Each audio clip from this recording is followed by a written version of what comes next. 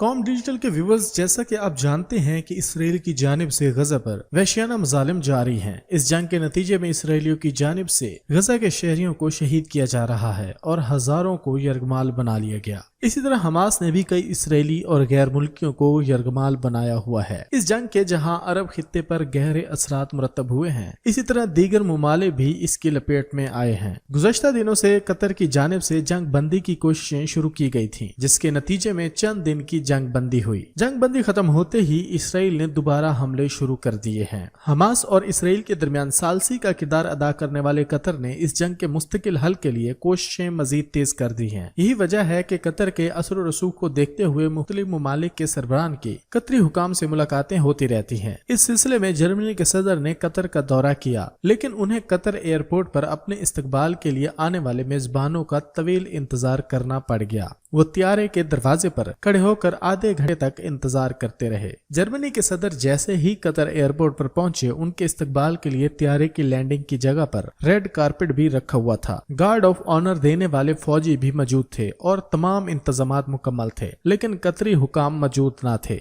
Germany के सदर Frank Walter गजा में हमास के हाथों यरगमाल बनाए जाने वाले जर्मन शहरियों की रिहाई के लिए कतर पहुंचे थे। जर्मन शहरी अब भी हमास की कैद में हैं। जर्मनी के सदर को इस कोफ्त का सामना इसलिए करना पड़ा क्योंकि उनका त्यारा अपने मुकर्ररा वक्त से आधे घंटे पहले एयरपोर्ट पर पहुंच गया था। उनका रनवे पर ही इस्तकबाल होना था और रनवे पर मेजबानों की रसाई ऐन मुकर्ररा वक्त पर ही दी जाती है। सदर फ्रैंक वाल्टर वक्त से आधे घंटे कबल ही पहुंच गए थे, इसलिए मेजबान मौजूद नहीं थे। ताहम आधे घंटे के इंतजार के बाद हुकाम भी आ गए और इस बेनज़मी पर माजरत की।